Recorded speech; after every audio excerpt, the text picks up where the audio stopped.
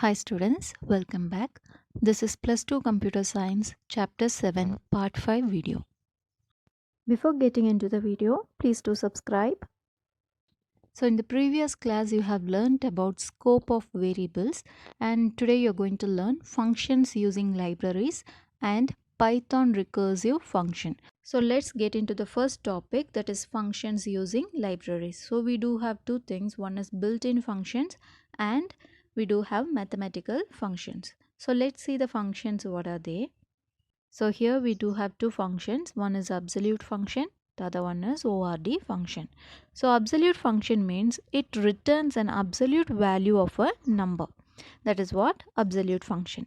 And ORD function, it returns ASCII value for a given Unicode. So let's see how this works. Let's see with an example. So look at this program. We do have one variable with negative value, that is integer, and we do have one print statement. We have called absolute function to be executed here. So let's run this program. Look at the answer, y equal to 23.2. So in our program we have given the value as a negative number. When you call this function, when you pass that argument to this function, absolute function, it returns only absolute value. That is what the meaning. It will not consider whether it is positive or negative. It returns only a number without any sign, that is positive number. So the next function is ORD function, and it returns ASCII value for the given Unicode character. So here the input is character. You can give any character to the variable. So here I have assigned lowercase a as the value for the variable y, and we have used the print statement, and let's see this output. Let's execute this program. Look at this, y equal to 97. So we all know that for lowercase a, the ASCII value is 97. So ASCII value means every single character is represented by a unique number. That is what ASCII value. So this function handles Unicode character. So Unicode character means it is not only for English alphabets, for universal languages. You can try with any language. So let's change the keypad, and here I'm just going to enter Tamil alphabet, and let's check the output. Look at this. It returns the ASCII value. 2949 is the value for Tamil letter A. So let's see the next two functions, that is character function and binary function. So character function, it returns Unicode character for the given ASCII value. So here the input is a decimal number and the output will be the character. Based on this decimal number, character will be displayed. And the next one is binary function. So this returns binary string prefixed with 0b for the given integer number. So any decimal number, if you write as the input, you will get the binary number as the output. So let's try these two things. Okay, this is the example for character function. Here input is the decimal number and it will return Unicode character. So Unicode character means it is nothing but the character set of universal languages. Based on the input, it returns character. So let's see what is 65. So 65 is uppercase A. And let's change this number. And let's try the output. It is Tamil letter A. So this is what Unicode character. You have to give the integer as the input. It will return Unicode character. This is character function. Okay, this is the example for binary function. Here we have given the input as 15, that is the decimal number, and we have called binary function. So let's run the program. Simply press run button. You will get the output. So look at the output, y equal to 0b1111. So 41 is the binary value for decimal number 15, and it comes with the prefix 0b. Okay, the next one is type function. So type function returns the type of an object, which means data type of an object. The next one is id function. So id function returns the identity of an object, that is the memory address of an object. So this is the example for type function, and according to Python program there is no declaration statement. We never use any data type in this program. We simply write the variable and the value. According to the value, data type of that variable is assigned. So let's see what is the data type for this variable y. It belongs to class int, that means integer. 15 is a integer number. So let's change the value and run the program. So it is class float. It is a floating number, and we do have different data types. So let's try one of that, and here I have given the value as true, and see the output. It comes under boolean. So here like this, as we give the input, the data type of that variable will be assigned. And this is the example program for id function, and we do have a print statement. So let's run the program to identify the memory address of the variable y. Okay, look at the memory address. This memory address may differ in your system. It is not going to be the same value. So next you are going to learn about minimum function, that is min function. This function returns the minimum value in a list. So the input should be list of numbers. From this list it picks the minimum value and it returns. And then max function, that is maximum function. So this returns the maximum value in a list. Similarly, you have to give the input as a list of numbers. It returns the maximum value. And sum. What is sum function? It is simple addition. So it returns the sum of value in a list, that is total. It returns the total of that particular list. Okay, this is the example for all the three functions, that is minimum function, maximum function and sum function. So all these three functions comes under aggregate function, which means it takes a list of values as the input and it returns only one value as the output. So minimum function is going to return the minimum value from the list, and maximum will return the maximum value from list, and sum, it takes all the input, it do addition there and it returns the total value. So let's see the output. Look at this. Minimum is 22, maximum is 55 and the sum is 154. And the next one is format function. So this format function returns the output based on the given format. It can be binary number, it can be octal number, or it can be fixed point notation. So let's see with an example. Okay, this is the example program for format function. We do have two variables, x and y. And format function, it is of three ways.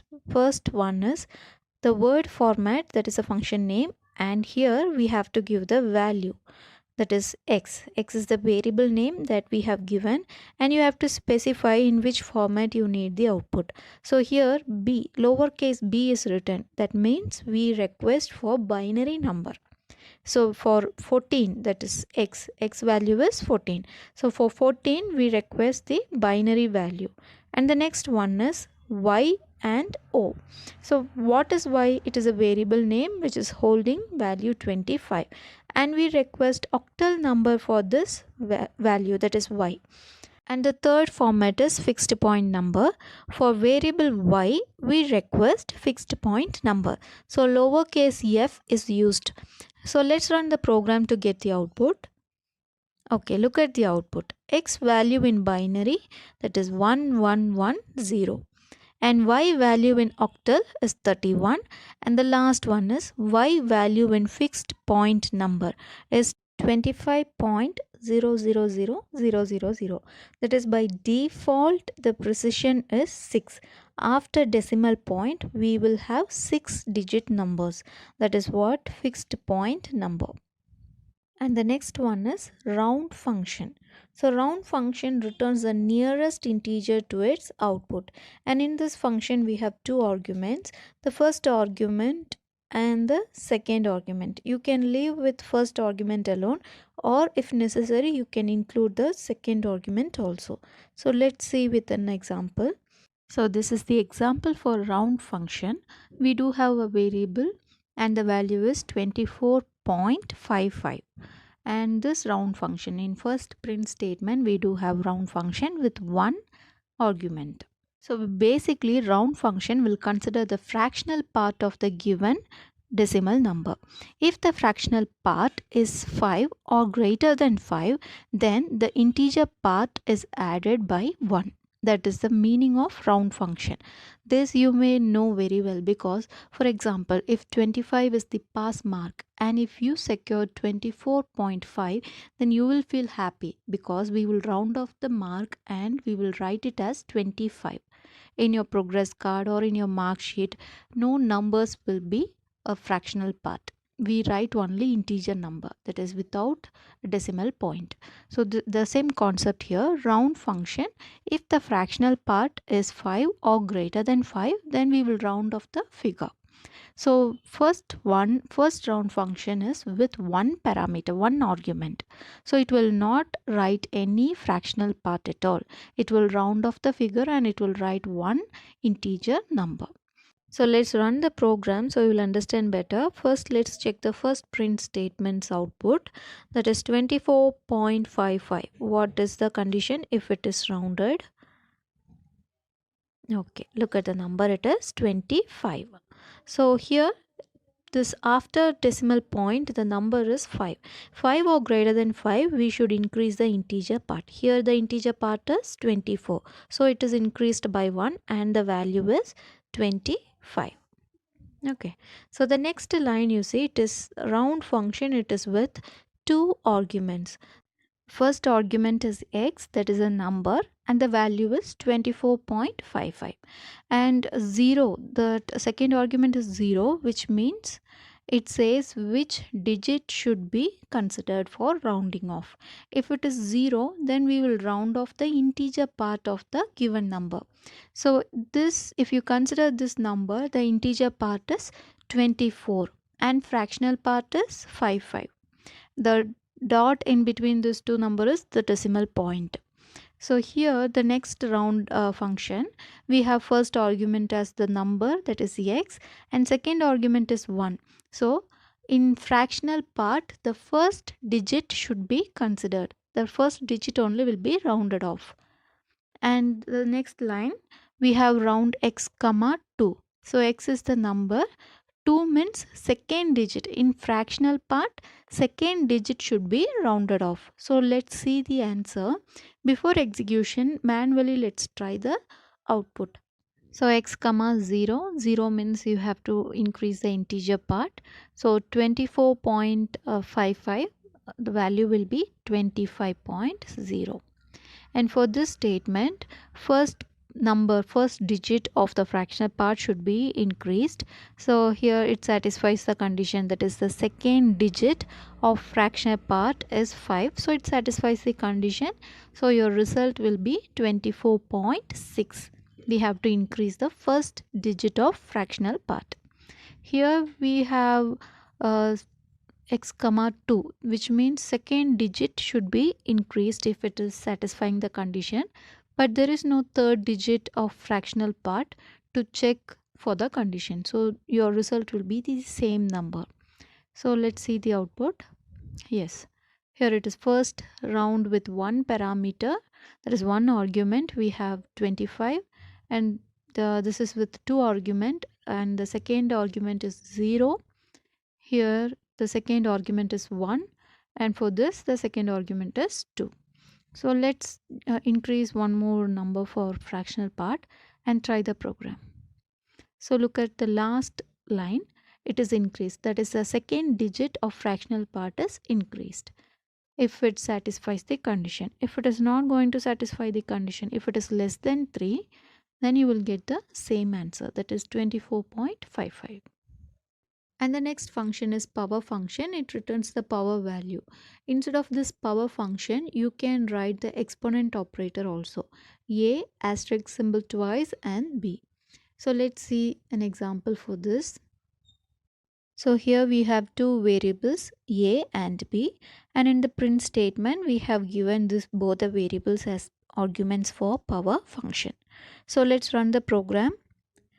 Here it is 625. The meaning is 5 to the power 4 is equal to 625. So we have completed the built-in functions. Now let's move on to the mathematical function.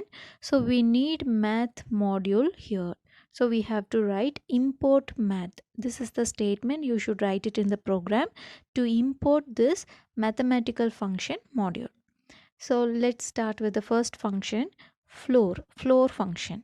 So this function is used to return the largest integer less than or equal to x. So what is less than or equal to x?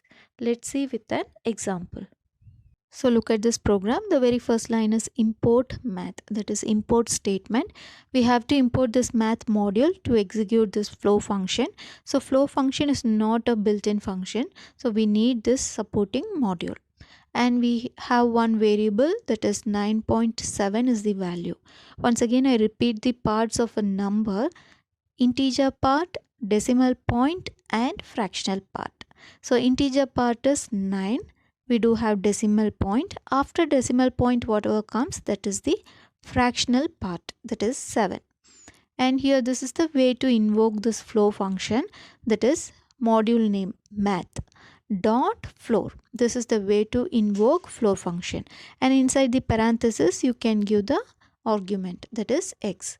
Now what value it returns? Floor function always returns only integer value.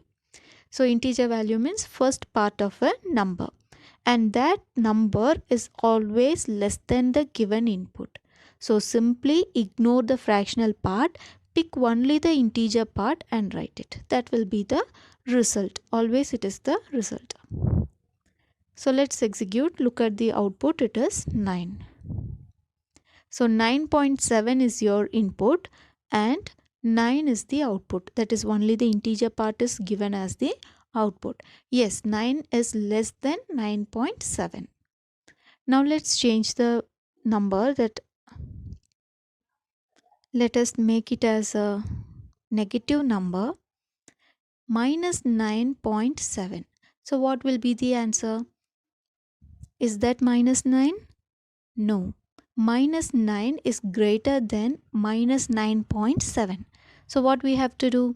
We have to increase the number minus 10. Minus 10 will be your result, because minus 10 is less than minus 9.7. This happens only for a negative number.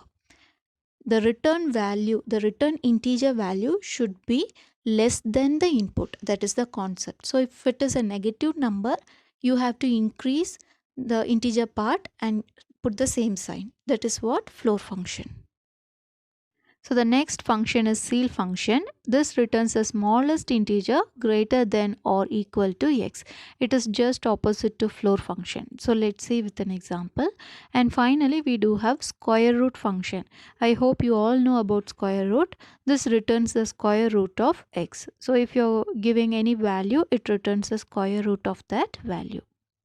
Look at this program. The first line is import line, that is we have to import math module, and here we do have a variable with value 9.1, and here the ceil function is given. Ceil function will return an integer, and that integer will be greater than the given input. So our input is 9.1. So what should be the output? We have to return integer number. That means the integer part here it is 9, and we have to return greater than 9, that is 10. Your answer will be 10. Okay. So it, even if it is 9.9 or 9.1, whatever the fractional part is, you have to increase the integer part by 1, and that will be your answer. If it is a negative number, we will return the integer part as it is, minus 9, because minus 9 is greater than minus 9.9. Look at this. So this is all about ceil function. It is just opposite to floor function. And the last function is square root. So we do have this import statement, and one variable, the value is 25, and here we do have the function that is square root, math dot square root of x is 25. So I hope you all know what is square root. So let's see the result. It is 5. So 5 into 5 is 25. So square root of 25 is 5. So we have completed all type of functions, that is library functions. Now let's move on to the next topic, that is composition in functions. So composition in function means the value returned by a function may be used as an argument for another function in a nested manner. This is what called as composition in function. So let's see with an example. So look at the first line. We have used input function. This input function is used to receive the data from the user at the runtime. So you can get the numeric value or an expression. So according to this program, we have asked for an expression, arithmetic expression, and that data will be stored in the memory box X, and we are going to print the same value. So let's execute the program. It is asking for an expression. So I'm just going to give an expression, very simple one, 12 plus 8. So we expect the sum. Let's see what happens. It displays 12 plus 8. So addition is not done here because input function is going to receive the data and it is going to store the data in the memory box. No calculation is done here. So if you want to do calculation, we have to insert another function, that is evaluate. So inside this function you put input function.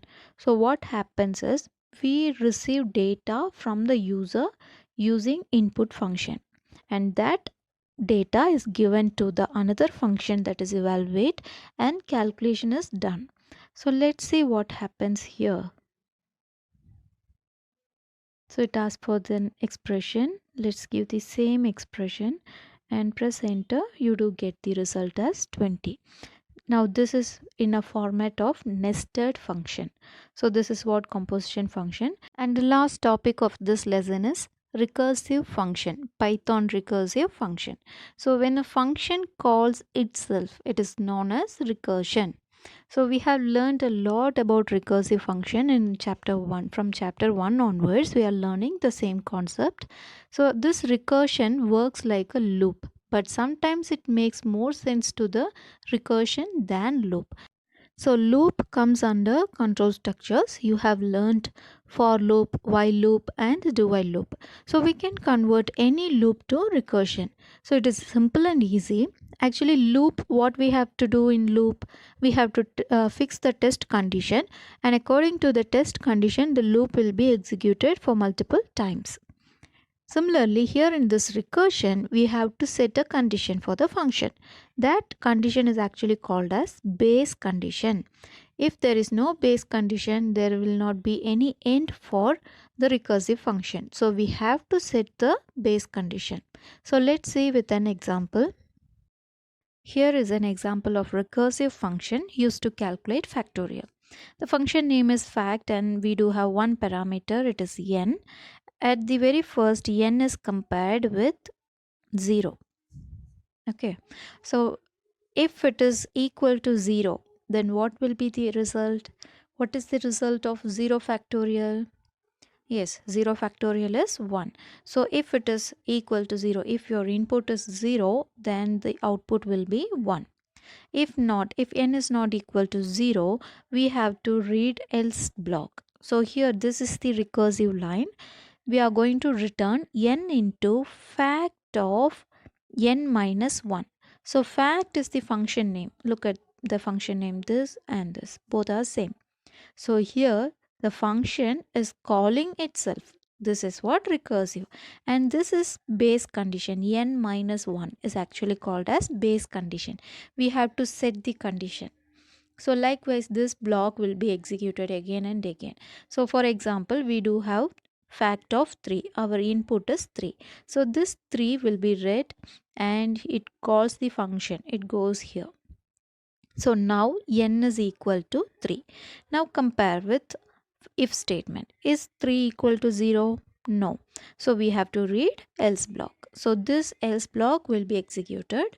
So 3, that is n is 3. So 3 into fact of 3 minus 1, that means 2. So we have to call the same block again by passing 2. Likewise, it will be executed until it gets 1, up to 1, that is 3 into 2 into 1. So finally your result will be 6. This is what factorial. You can give any number here. Instead of 3, let me give 12, and this is your result. So it works according to the base condition, and this is the base condition, n minus 1. That's all for today. Thanks for watching.